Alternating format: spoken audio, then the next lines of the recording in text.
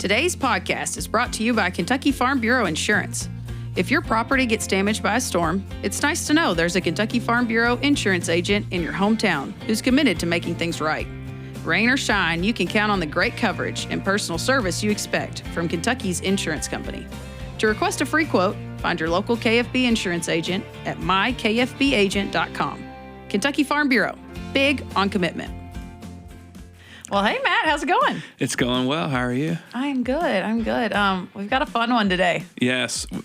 I'm always amazed when we have one of these folks in here how sharp they are. I was a mess when I was a senior-ish in high school.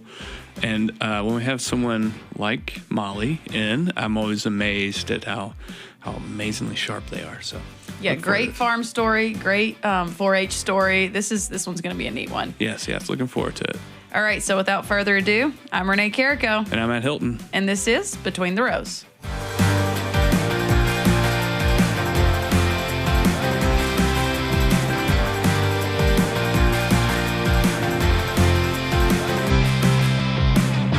All right, well, good morning. And Mollie, thanks for being here. Thanks for having me. I'm really excited. Yes, we're excited to have you here at the state office here in Louisville, so we appreciate you coming. Yeah, this is going to be really casual. You know how this works. But we're going to start off. You just tell us a little bit about yourself. Where'd you drive from today and kind of what got you to get to sit in this room with us? Yeah, I drove here from Glasgow, Kentucky. I'm from Barron County. I've lived there all my life. I live on a cow-calf operation. I've shown cattle since I was 5 years old, and that has a lot to do with my 4-H story and how I got to be Kentucky 4-H state president, which my term is coming to a close, but it's been such a fruitful and just fulfilling year for me and my officer team. But I go to Barron County High School. I'm a senior this year, and I'm going to Oklahoma State in the fall for a degree in ag communications and leadership. Ooh, ag communications. You know how to get me. Yeah. Give us a call in a couple of years. Yeah, Absolutely. We have a big need for ag com interns. So just give us a ring. I'll know who to call. Yeah. So so I think this is a neat moment. You know, what did it feel like hearing your name get called as the president of the Kentucky 4-H? And what was that like? Talk about the moments before that. What was that moment like for you? The most unexplainable moment I can never, I think about it every single day almost because I've never worked for something so hard. I've met a state officer when I was about 8 years old. She was from Barron County, and she was the last one from Barron County, Matea Wyatt. She was a state secretary. And almost every moment in my 4-H career was spent trying to acquire a green jacket. And so when you get the green jacket, it's like, this can't be real. I'm still 12 years old at the county fair trying to get all the blue ribbons I possibly can. But getting that green jacket was so much bigger than myself because once you put that on, you're not just yourself. You are a voice for all of Kentucky agriculture and Kentucky young people and everything that the 4-H program stands for. And so that moment is something that I will remember for the rest of my life. And not only just for me, but getting to stand beside some of the most incredible young people on my state officer team and then represent some of the most amazing young people. It's just super shocking moment, to say the least. Yeah, I bet. Yeah, I couldn't imagine. When I was in high school, I was just another dorky kid at school. So you got to actually do something pretty cool during your time in high school. That had to be very exciting. It was. It's definitely a moment that sets you apart. But yet again, I still consider myself just another 4-H kid. You know, my story is just the same as every other kid's, and 4-H has impacted me in a way that it has a lot of other students, and I think that speaks volumes to the power of the program. Very cool. Well, help us with that. I as a 4-Her myself, I guess I'm an alum now, I'm kind of older now, but I love hearing stories about what people's projects were, and even the ones maybe you're not known for. I think that's the coolest part about 4-H. Any of the youth programs, but 4-H specifically, a lot of us get pigeonholed into showing or pigeonholed into judging, livestock judging. But I'm sure, being state president, you have taste tested all the things of 4-H. So give us a test of what all did you get into when you were kind of growing up in 4-H? A little bit of everything. So for me, 4-H was an outlet for me to meet people outside of my county and try things that weren't offered to me just in Glasgow alone. And so I did a cupcake war at the state fair with my best friend. Super fun. We had amazing cupcakes. And I actually got to judge that this year. So full circle moment from being a competitor to doing that. But I did grow up showing, and I gave a speech every year of my 4-H career and loved that. But those are kind of what I'm known for. But I went to forestry field day every year. I love getting into the tree ID these stuff because like that's not something that a lot of my peers have gotten to experience. So that was always fun. And I was on the performing arts troupe for a year. I grew up getting vocal lessons and all of the things. So I got to serve on that, and then followed by the State Teen Council, which is one of the best groups that I've ever been a part of. And that really led me to getting my green jacket because that group is all centered around leadership. But I've done just about any other nitpicky project here and there because I just love to experience it, from photography to painting birdhouses with my grandma to turn into the state fair. Just about anything I've probably tried it at least once. Yeah, I have a follow-up to that. How does one become a cupcake taster, and where do I sign up for such a thing?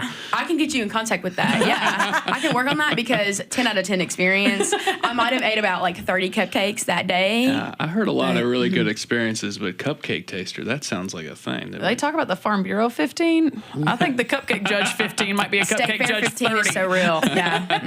And there's 2 rounds. It's great. Yeah. Different flavors. Amazing. I love it. That's so fun. Okay, so you do all of these activities, and but you have the farm at home. So tell us about, how did you balance that? So you're going to all these activities, you're prepping for speeches, you're going to forestry, field days, and camps. How do you balance what you're doing on the farm with your family to kind of complement that? 100%. I have my older sister to thank. So we grew up showing together, and I would not be able to do what I do without the guidance of her, but also just in my own personal time, understanding that those lives of those animals are dependent on me. And so I'm responsible for my own life as well as theirs. And it's just so much easier when you care so deeply about the profession. Like my dad's a large and small animal veterinarian, and, growing up on that farm, you're taught if it's not you who's going to do it, who else is? And so just being able to balance, like I can love art and I can love photography and I can love baking cupcakes, but I can also love my time on the farm. And having that experience of getting to balance that time has really made me who I am, because it shows a lot about that young people shouldn't be limited in what they can experience and what they like to do. So what kind of cattle are we talking? So we have Simmental and Sim Angus right now. We just added some Red Angus to the herd. But I color grew up, pop in there. There we go. Color pop. But I grew up showing limousine with my grandparents. So just a little bit, a bit of an eclectic group there, if you will. But it's been fun. But we stick to the Simmental. There you go. Yeah, you talk. 4-H is more than agriculture. It's leadership. It's lots of things. Mm-hmm. What was it about it that you not only wanted to participate, but obviously wanted to become even a leader in it? Why 4-H so much for you? What was it about it? Wow, that's a really great question, because there's so much about it that's kept me interested in the program and it's kept me staying in the program. But I think like what comes to mind is just the people. You meet people from everywhere who are passionate about every single thing. And when you're around passionate people, it makes you want to be even more passionate about what you love. And that those people not only encourage me to try new things, but they encourage me to do well at them. I've had mentors and friends that I will always remember and keep in my contacts, because they have pushed me outside of my comfort zone in ways that I didn't even know that could be possible. And so that community of just, we want you to find your niche and excel well, is something that is hard to find for a young person, or a person at any age, truly. And so I think that environment of you can do this and you can be the best at it is truly what kept me interested in 4-H and kept me going. So speaking about those mentors, this is something I wish I'd have had a chance to do when I was your age. Not that I was wearing a green jacket, but give a shout out to the mentors. Who are they? Who got you into 4-H, or who got you really passionate about ag? You give those guys a shout out, or gals a shout out right now, because I'm sure that's something you've had a chance to do all year this year while you've been doing this role. Absolutely. Well, my 4-H agent is my great aunt, so I was kind of put into 4-H as a rite of passage, but she has definitely played a huge role in my life and in my 4-H journey. So shout out to Paula Terry there. And my mom was a 4-H alum and definitely played a huge role in my 4-H commitment. I definitely wouldn't be able to get to the places that I've gone to and do all the things that I have done without the help of my mother and her driving capabilities, because it has been a year that has clocked a lot of miles for me and my mom, because we've had a lot of early mornings and late nights in the green jacket. Jacket, and I feel like she has lived this term with me, quite literally. But at the state level, Jennifer Tackett was my performing arts troop advisor, just an amazing individual who cared so deeply about seeing young people thrive.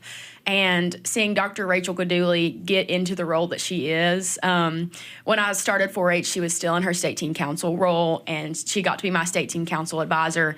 And so I got to watch her transition into being the head clover, which is such a surreal moment for her and the 4-Hers who have served under her. So she has just made a huge impact on my life because she is an individual that's so selfless in the fact that her role is to serve. And I just idolize that mentality and want to adopt it, because you might not be the 4-H head clover, but you can still commit your life to service, and she's taught a lot of us that. So those are some of my top mentors, but I could go on and on for days about the people who have made a lasting impression on me.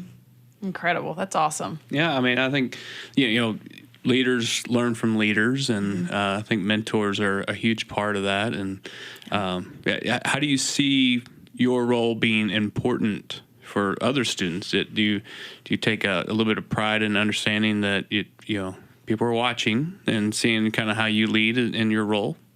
Absolutely, because I think that this role in particular is one that is unique because there's only over 30,000 young people that I get to represent. You know, I don't have to represent them, I get to.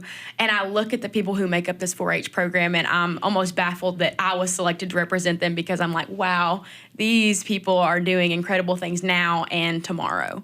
And so I think that there's a remarkable sense of pride in that I know that while I may be giving up the green jacket, I'm never going to give up the representation for the 4-H program. You know, you're always a 4-H alum, and that green and white will always be a part of me, because it's seen me grow in ways that no other organization has. And so I think that there's an incredible sense of pride, because unlike other things that I've been in and participated in and gave my all in, 4-H has always been there, and from every walk of life, it's encouraged me to be better. Well, that's a great transition. I think people hear 4-H and they think ag, they think farm. And just in my lifetime, that could be no further from the truth. It has expanded so far. I mean, there's just kids from all parts of the state, not just rural areas, that are so engaged in 4-H. And so give us a little bit, if for someone maybe that wouldn't have grown up on a farm, what are some cool opportunities, or how does 4-H reach them as well? So we have 7 program areas, and agriculture is just one of those 7. So family consumer sciences, and now branching into science, engineering, and technology for young people who are interested in STEM, or building robots, or doing things of the sort, or communications and expressive arts. I mean, the list is truly endless. And, you know, you have your classic shooting sports, which is something that 4-H is incredibly known for, especially Kentucky 4-H. But, I mean, if you want to do something, 4-H probably has an opportunity for you to experiment that and grab a mentor in that and excel at it. And I think that a lot of our communities are not exposed to the things of 4-H that have grown past agriculture, and I would agree with you on that. But we have grown to be more modernized in the fact that we can have a kid that wants to build a robot and do it at the state fair and, you know, enter that program. So there's endless opportunities, from baking a cupcake to building a robot to teaching a workshop to singing a song or competing in a poem writing contest. I mean, opportunities are endless. Excellent. Yeah. You get to, in your role, see the state, you see all these different projects, you see things differently than a lot of students get to do. What is that impact that you see, that those maybe the more simple aspects of 4-H? What is a regular student? You got to see that. You got to travel and meet a lot of these students. Why is it so important? Those local communities, those rural kids, those local kids, those little guys that aren't necessarily becoming a green jacket level person, maybe in 4-H. But what are those little impacts that you've seen in your year as the president? Well, I can say that the impact that those experiences have had on me and from the program as a whole, it's just a reminder that we truly are a grassroots organization. Much like Kentucky Farm Bureau, we start from the bottom up. And those young people who maybe just have one chicken that they're bringing to their county fair make up our program, and they're part of that 30,000. And it's humbling for me to know that a green jacket is not just a cumulative experience of my my 4-H journey, but it represents those small kids who may have one rabbit or one chicken or, their first ever painting that they turned in. And it's just been, again, incredibly humbling because getting to represent an organization that's so passionate about the kiddo who's maybe the least involved, but they're not truly the least involved to the person who bleeds green. It's just, I'm speechless thinking about all the people that I've met, and I've been inspired by their 4-H stories because my green jacket and my years outside of the green jacket, I'll be able to tell their stories and make sure that they're represented and given a space to be seen in places that they might not always be seen.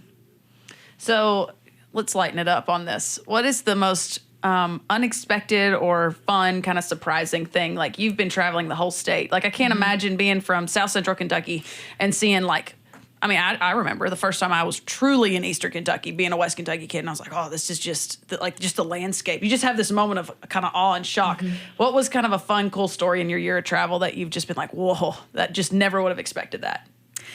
So actually, when I got to talk to some of the kids on our science, engineering, and technology leadership board, those are kiddos from all over the state, from as far east as you can get to as far west to everywhere, all across the map. And they were selected because they're passionate about SET.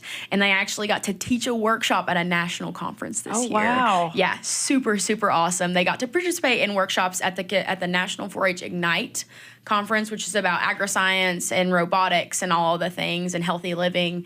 But getting to know that a kid from Carter County can go up there and teach a workshop at a national conference about how they want to build a robot that can pick up blocks and set them in an exact location. Something like that. It's incredible. And that they can work with kids all across the state and make those connections for life. Because I know that I got to, experience that. But it's different when you get to see it from another perspective and see another person get to experience that. Very cool. Yeah. I think when you talk about your role and your time in 4-H and also your time growing up on the farm, what are you taking to college? What are you taking to the next step of life? What are some of those qualities you learn through all that life that you've been able to have already? And how valuable was that for you? Incredibly valuable because all these people and all these experiences have truly made me who I am, and I can't deny that at all. But I know that when I go to college, especially in a different state, now one that still recognizes agriculture and recognizes the impact of agricultural education and experiences, but I know that I have a duty to uphold to represent the people who have made me who I am and do that in a way that serves them well. It's incredibly humbling to know that incredible individuals have impacted my life and seen things in me that I'll never see. Still to this day, I don't know why I've been picked to do certain things and have been encouraged to do certain things, but it's coming full circle because I know that now that I'm older, I truly do have the impact to see certain things in other people and encourage them to invest into those and find a spot where they can thrive. So I'm taking that humility to college with me, knowing that I want to serve a purpose bigger than myself, and my time on the farm and my time in 4-H and with my family has truly given to that. Yeah. Yep. So why ag communications? I mean, it seems very obvious, I think, sitting here talking to you, that you're a very good communicator and you have a great ag background. Thank you. However, what piece of that ag com is always funny to me, especially working downstairs with Matt and your team. There's so many facets that we need ag people in. Mm-hmm. But I mean, your team, we've got videographers, we've got editors, we've got talkers, we've got writers. I mean, there's so many aspects. What part of that intrigues you? Is it all the above? Is there one sector that you're just like, man, that's going to be me? Kind of what's the goal there? Well, I won't lie. I'm not too much of a techie person. That is truly where I struggle, but I'm getting that ag communications for more of a publication route. I've always been interested in a law degree, and I've always been a nerd about policy and all the things in Washington, D.C. And so I've just wanted to utilize that to enhance my communication skills and my storytelling skills, because I want to represent ag policy in a way that benefits producers in a way that's positive. And I think that I can only do that if I can adequately tell the stories of producers. So ag communications is something that I'm truly passionate about, because I want to be a voice for these people who have made me who I am. I believe in agriculture because it believed in me first and gave me a spot to excel and gain skills that a lot of my peers haven't gained. And so that's truly why I went the AgCom route. I hopefully want to interpret that into a policy career in the future, but that's what we're working with right now.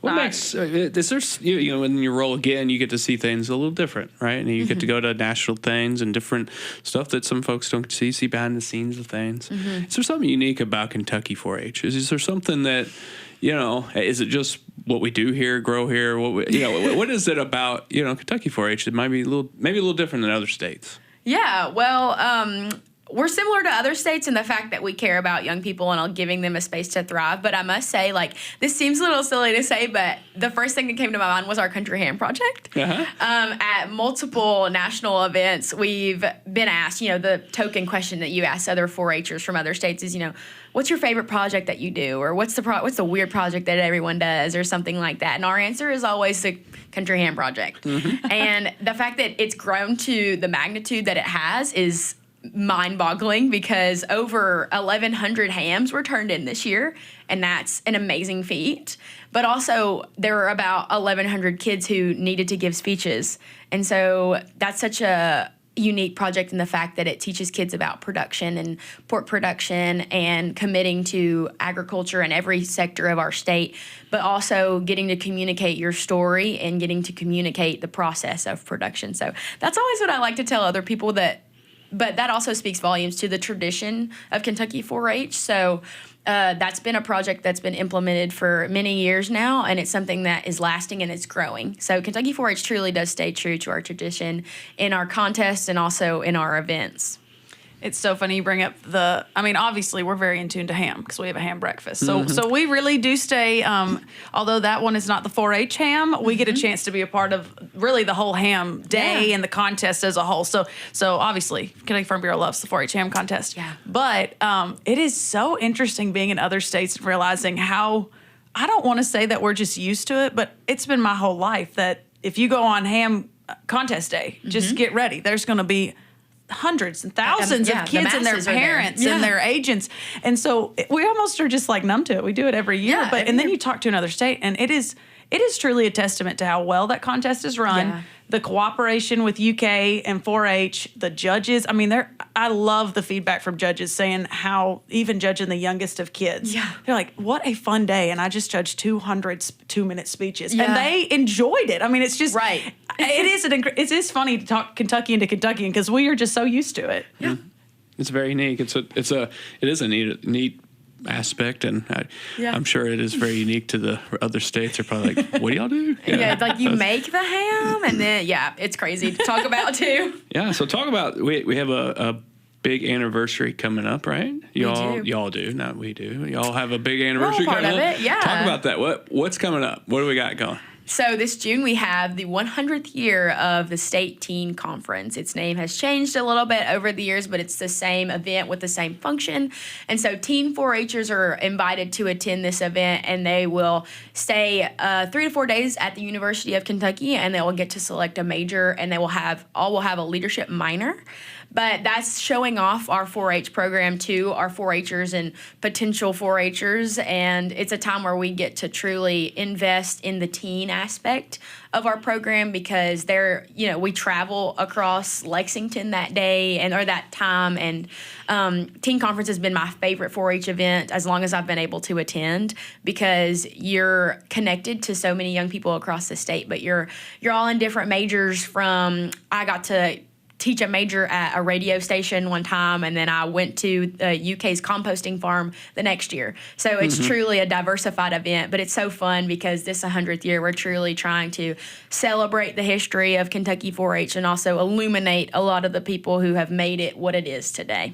Cool. Very cool. Incredible. Yeah. So help us, how does the transition work? So you're bringing in a whole new officer team at that conference? We are. Yes. So we select them in April and through our slating process, but they will officially get their green jackets at conference. So the retiring officer team will bid their farewells and give their keynote addresses, and then we will pass on the gavel to the next officer team, and they will get to kind of sit in the limelight there in a little bit, because that's such an incredible event to where it's cumulative of the 4-H year, because that's kind of when our 4-H year ends, right there in early summer, because it'll start back up again in September.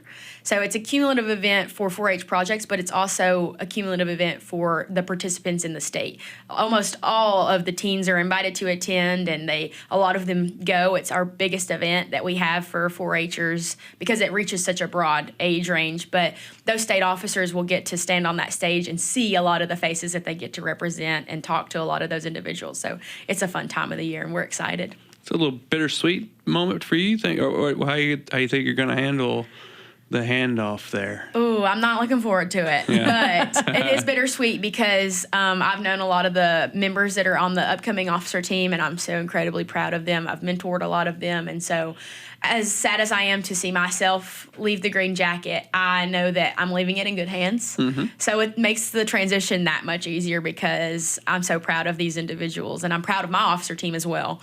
So it's an easier trade-off just because it's a good group of individuals. But I'm not super excited about having to give it up, as anyone would be. But it's been a year that's been full of memories and clocked a lot of miles. But I would do it all over again if I could. Yep. Well, we give everyone a chance. Our favorite part of this is getting to hear people's stories, of course, but if there's organizations or their farm or a market, we want to give them a chance to tell us where people can learn more. So when it comes to 4-H, if somebody, the cool part about Kentucky Farm Bureau, we've got our regular members who are a lot of our farming members, but we've got associate members as well who could be here in Louisville or could be in Elizabethtown. You never know, So if they're interested in 4-H, where do you direct them? How do you direct them for their kids to start getting involved? Well, my first thing to say is that we have a 4-H program in every county in the state of Kentucky. There's an extension office, there's an extension program that's established in every county, and that makes it that much easier to get connected for everyone who is interested. Every extension office has their own website through the University of Kentucky, and the state 4-H program has one as well.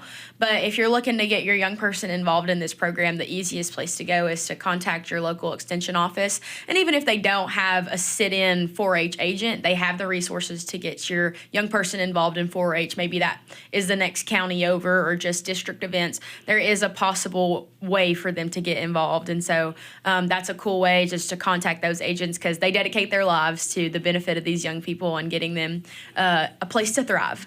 And with that being said, my state officer team has social media as well as our 4-H program does, Instagram, Facebook, all the things. We are loud and proud. We have our state reporter. This is her second year ever. Well, this is our second year ever in having a state reporter. So we've gotten that much better at promoting our program on the digital landscape as well. Excellent. Well, we appreciate your service and your leadership and just really everything. You've been really the perfect person to get this opportunity, and AgCom. That's a good call. Thank you. I think you should definitely do that as an AgCom guy, I guess. Yeah. You just a little biased. It's okay. You seem to do pretty good at this, so we appreciate it. Yes, thank you so much. This is just a perfect time to get you in here. It's June, so what a perfect month to talk about y'all's 100th celebration. We'll have lots of ways to connect with you guys, of course, in our show notes. But listeners, if there's any other questions we have, hopefully those resources will help you out. So thank you, Mollie, and thank you, listeners, for joining. Make sure and subscribe to our larger podcast, The Kentucky Farm Life, to catch our next episode. And we'll see you next time on Between the Rows.